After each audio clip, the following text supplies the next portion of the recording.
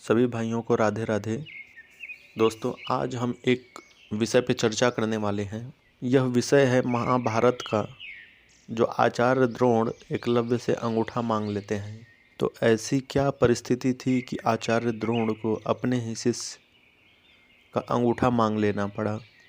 तो कहानी आप लोग जानते हैं, लेकिन हम देखेंगे कि महाभारत में, जो महाभारत शास्त्र है, उसमें ये किस तरीके से वर्णन किया गया है। तो महाभारत के प्रथम खंड आदि पर्व के अंतर्गत संभ पर्व में इसका व्याख्यान हमें देखने को मिलता है।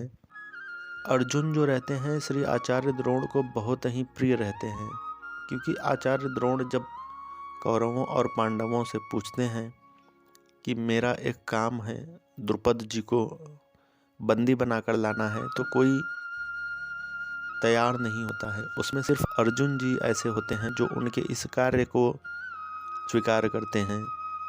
तो एक तो ये वजह होती है कि अर्जुन जी उनके बड़े प्रिय शिष्य रहते हैं।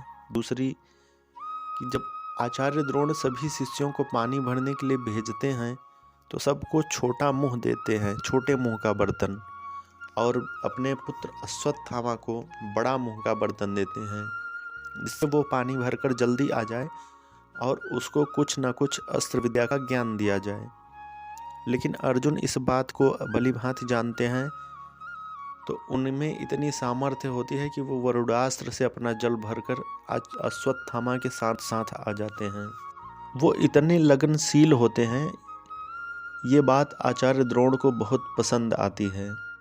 आचार्य द्रोण, जो उनका रसोइया होता है, उसको कहते हैं कि अर्जुन को आप अंधेरे में कभी भोजन नहीं परोसना, और मेरी यह बात अर्जुन से भी नहीं कहना।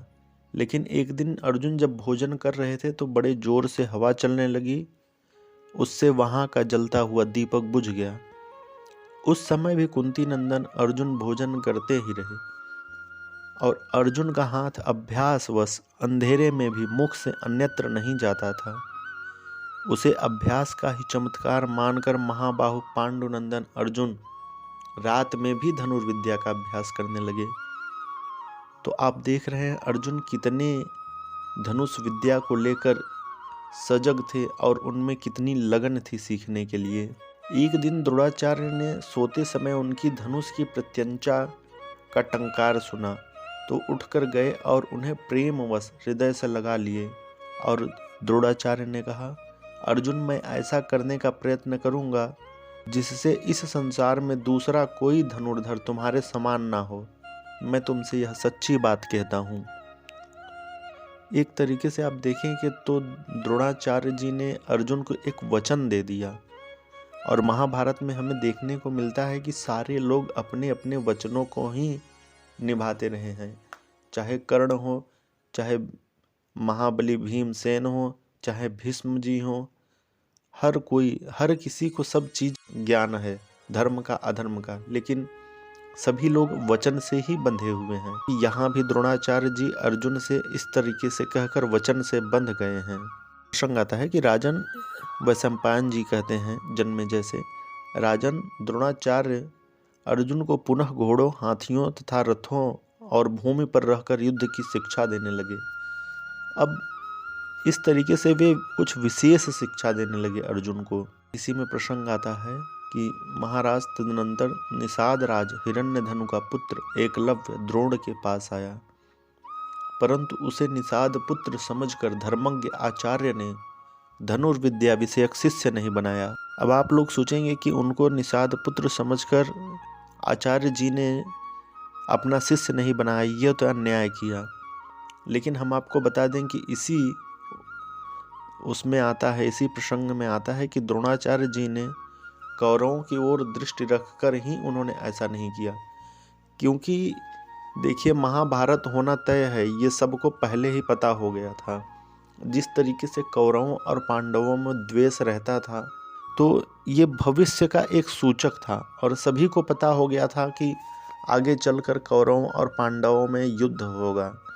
तो आचार्य द्रोण ने निषाद पुत्र हिरण्यधनु को इसीलिए अपना शिष्य नहीं बनाया, इसलिए इनकार कर दिया कि ये आगे चलकर दुर्योधन के पक्ष में हो जाएगा।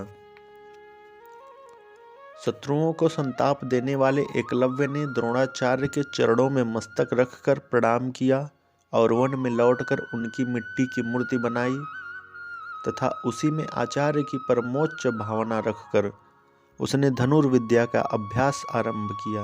वह बड़े नियम के साथ रहता था।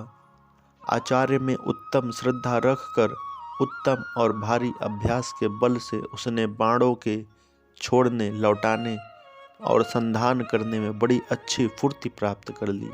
शत्रुओं का दमन करने वाले जन्मेजय तदनंतर एक दिन समस्त कौरव और पांडव आचार्य द्रोण की अनुमति से रथों पर बैठकर शिकार खेलने के लिए निकले। इस कार्य के लिए आवश्यक सामग्री लेकर कोई मनुष्य स्वेच्छानुसार अकेला ही उन पांडवों के पीछे पीछे चला। उसने साथ में एक कुत्ता भी ले रखा था। वे सब अपना काम पूरा करने की इच्छा से वन में इधर उधर विचर रहे थे। उनका वह मूढ़ कुत्ता वन में घूमता घूमता निषाद पुत्र एकलव्य के पास जा पहुंचा। एकलव्य के शरीर का रंग काला था, उसके अंगों में मैल जम गया था और उसने काला मृगचर्म एवं जटा धारण कर रखी थी। निषाद पुत्र को इस रूप में देखकर वह कुत्ता भौं भौं करके भूखता हुआ उसके पास खड़ा हो गया। यह देख भील ने अपने अस्त्र लाघव का परिचय देते हुए उस भूखने वाले कुत्ते के मुख में मानो एक ही साथ 7 बाण मारे। उसका मुंह बाणों से भर गया और वह उसी अवस्था में पांडवों के पास आया। उसे देखकर पांडव वीर बड़े विस्मय हुए। वह हाथ की फुर्ती और शब्द के अनुसार लक्ष्य भेदने की उत्तम शक्ति देखकर उस समय सब राजकुमार उस कुत्ते की ओर दृष्टि डालकर लज्जित हो गए और सब प्रकार से बाण मारने वाले की प्रशंसा करने लगे। राजन, तत्पश्चात पांडवों ने उस वनवासी वीर की वन में खोज करते हुए उसे निरंतर बाण चलाते देखा। उस समय उसका रूप बदल गया था। पांडव उसे पहचान न सके, अतः पूछने लगे, तुम कौन हो, किसके पुत्र हो? तब एकलव्य ने कहा, वीरों, आप लोग मुझे निषाद राज हिरण्यधनु का पुत्र तथा द्रोणाचार्य का शिष्य जाने। मैंने धनुर्वेद में विशेष परिश्रम किया है। निषाद का यथार्थ परिचय पाकर पांडव लोग लौट आए और वन में जो अद्भुत घटना घटी थी वह सब उन्होंने द्रोणाचार्य से कह सुनाई। कुंती नंदन अर्जुन बार बार एकलव्य का स्मरण करते हुए एकांत में द्रोण से मिलकर प्रेम पूर्वक यूं बोले। अर्जुन उवाच, आचार्य, उस दिन तो आपने मुझे अकेले को हृदय से लगाकर बड़ी प्रसन्नता के साथ यह बात कही थी कि मेरा कोई भी शिष्य तुमसे बढ़कर नहीं होगा। फिर आपका यह अन्य शिष्य निषाद राज का पुत्र अस्त्र विद्या में मुझसे बढ़कर कुशल और संपूर्ण लोक से भी अधिक पराक्रमी कैसे हुआ? अर्जुन के ऐसा कहने पर आचार्य द्रोण उस निषाद पुत्र के विषय में 2 घड़ी तक मानो कुछ सोचते विचारते रहे। फिर कुछ निश्चय करके वे सव्यसाची अर्जुन को साथ ले उसके पास गए। द्रोण जी ने वहां पहुंचकर उन्होंने एकलव्य को देखा, जो हाथ में धनुष ले निरंतर बाणों की वर्षा कर रहा था। उसके शरीर पर मैल जम गया था। उसने सिर पर जटा धारण कर रखी थी और वस्त्र के स्थान पर चिथड़े लपेट रखे थे। इधर एकलव्य ने आचार्य द्रोण को समीप आते देख आगे बढ़कर उनकी अगवानी की और उनके दोनों चरण पकड़कर पृथ्वी पर माथा टेक दिया। फिर उस निषाद कुमार ने अपने को शिष्य रूप से उनके चरणों में समर्पित करके गुरु द्रोण की विधि पूर्वक पूजा की और हाथ जोड़कर उनके सामने खड़ा हो गया। राजन, तब द्रोणाचार्य ने एकलव्य से यह बात कही, वीर, यदि तुम मेरे शिष्य हो तो मुझे गुरुदक्षिणा दो। यह सुनकर एकलव्य बहुत प्रसन्न हुआ और इस प्रकार बोला। एकलव्य उवाच, भगवन, मैं आपको क्या दूं? स्वयं गुरुदेव ही मुझे इसके लिए आज्ञा दें। ब्रह्मवेत्ताओं में श्रेष्ठ आचार्य, मेरे पास कोई ऐसी वस्तु नहीं जो गुरु के लिए अदेय हो। तब द्रोणाचार्य ने उससे कहा, तुम मुझे दाहिने हाथ का अंगूठा दे दो। द्रोणाचार्य का यह दारुण वचन सुनकर सदा सत्य पर अटल रहने वाले एकलव्य ने अपनी प्रतिज्ञा की रक्षा करते हुए पहले के ही भांति प्रसन्न मुख और उदार चित्त रहकर बिना कुछ सोच विचार किए अपना दाहिना अंगूठा काटकर द्रोणाचार्य को दे दिया। द्रोणाचार्य ने निषाद नंदन एकलव्य को सत्य प्रतिज्ञ देखकर बहुत प्रसन्न हुए। उन्होंने संकेत से उसे यह बता दिया कि तर्जनी और मध्यमा के संयोग से बाण पकड़कर किस प्रकार धनुष की डोरी खींचनी चाहिए। तब से वह निषाद कुमार मध्यमा के संयोग से बाण पकड़कर अपनी अंगुलियों द्वारा ही बाणों का संधान करने लगा। राजन, उस अवस्था में वह इतनी शीघ्रता से बाण नहीं चला पाता था जैसे पहले चलाया करता था। इस घटना से अर्जुन के मन में बड़ी प्रसन्नता हुई। उनकी भारी चिंता दूर हो गई। द्रोणाचार्य का भी वह कथन सत्य हो गया कि अर्जुन को दूसरा कोई पराजित नहीं कर सकता। तो दोस्तों देखो, हमें यहाँ पे एक चीज़ ये देखने को मिलती है, एकलव्य को अपनी गुरु भक्ति में इतनी श्रद्धा है कि उसे तनिक भी संदेह नहीं होता है और वह एक क्षण भी सोच विचार नहीं करता है। अपने गुरु के आदेशों का तुरंत पालन करता है।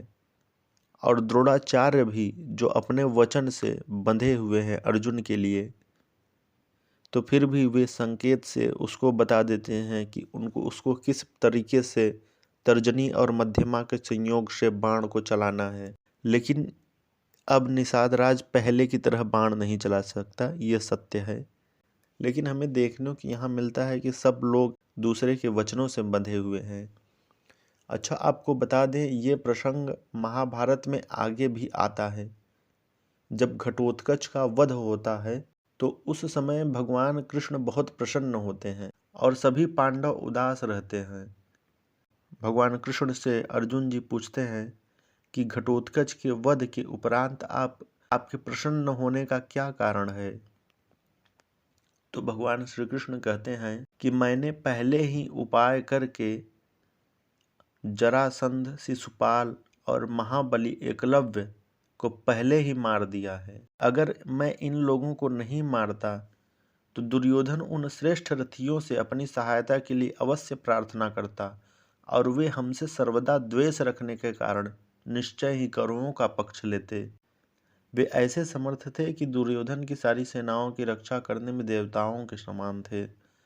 सूतपुत्र कर्ण, जरासंध, चेदुराज शिशुपाल तथा निषाद नंदन एकलव्य, ये चारों मिलकर यदि दुर्योधन का पक्ष लेते तो इस पृथ्वी को अवश्य ही जीत लेते।